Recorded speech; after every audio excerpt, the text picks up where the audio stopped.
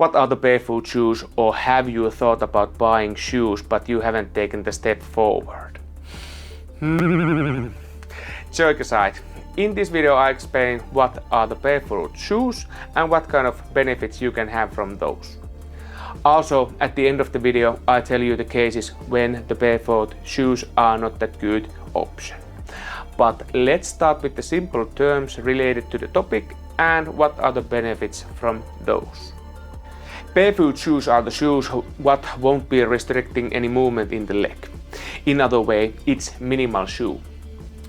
Moving forward with walking should be efficient as possible, and once we start to have different kind of not optimal patterns to move forward, then we start to compensate the movement with muscles which we don't want to be used. That takes away the efficient part of the walking. In the barefoot shoes, the bottom of the shoe is zero drop. It means that there is no height difference with the heel and the heel bone of the leg. Bottom surface is typically quite thin in most of the cases. So what happens when we put some elevation under the heel bone of the leg?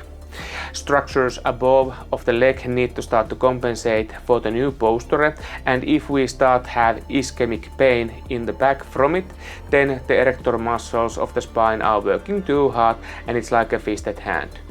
It needs to be relaxed at some point. Unfortunately, typical way of thinking is that we need more elevation under the heel bone, and indeed it might help in a bit, but in the long run stuff gets worse. When the bottom of the shoe is very thin, then starting with the barefoots it feels a bit awkward. You can easily feel the small rocks under the leg and it's kind of weird. In our legs we have a tremendous amount of nerve cells working, and with that information is transferred to our brain to be analyzed. When there are not that many restrictions, the information gathered is wider and we need to find sharp and precise ways to change the posture of the leg to maintain the balance. If you are a true heel bone striker in walking, those kind of people start to adjust the way of the walk in the long run to more natural way to gain more elasticity in walking. Muscle forces goes to smaller and muscles get thinner if we don't use them. Butcher et al. Researched this topic 2013. In those studies, the muscle thickness was gone 10 to 20% after 1 week when there was no muscle work present. In the same way, you want to have opportunity to use the leg in different way in the long run, maintain the good innervation of the nerve and good situation also in muscle force. Muscle of the leg can be divided into two groups, intrinsic and extrinsic. Intrinsic muscles are inside of the leg and they are meant to do the small movements of the leg maintaining the balance, and the extrinsic muscles are there to do only force related tasks. With too much support, you start to reduce the normal leg activity. In some cases it's important to have external support, but I will going to come in that bit later.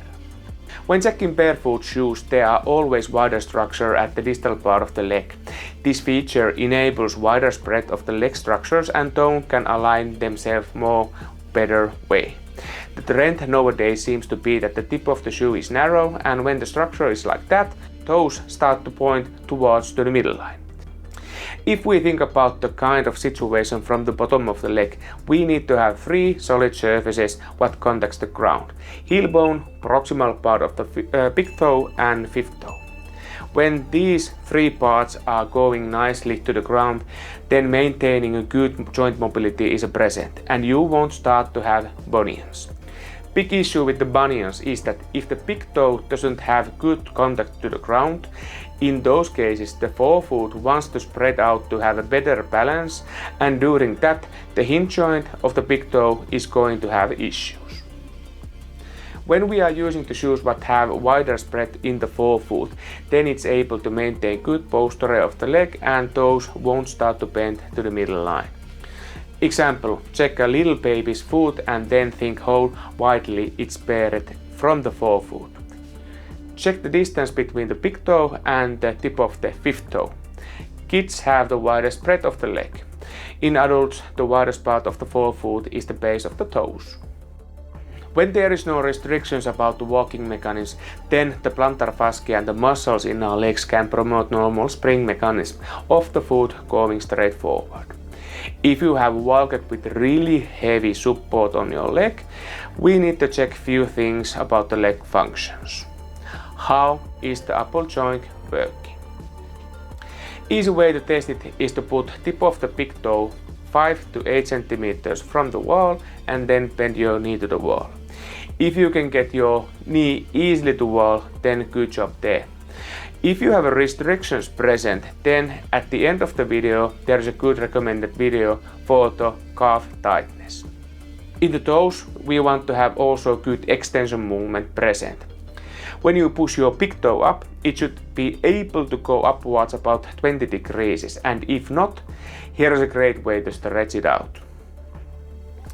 In what kind of cases the barefoot shoes are not the ideal option?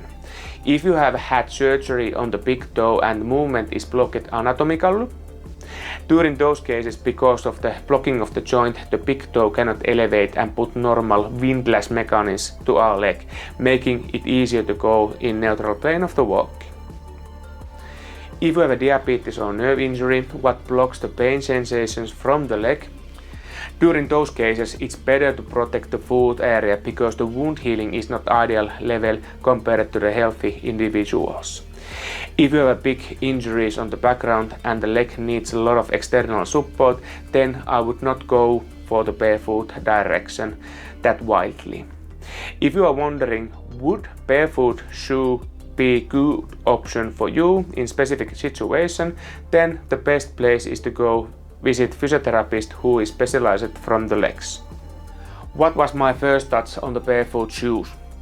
Well, I bought my own from the Finnish retailer and I have loved them in work and also in my free time.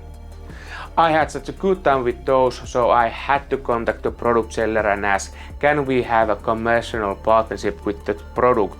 And they said yes.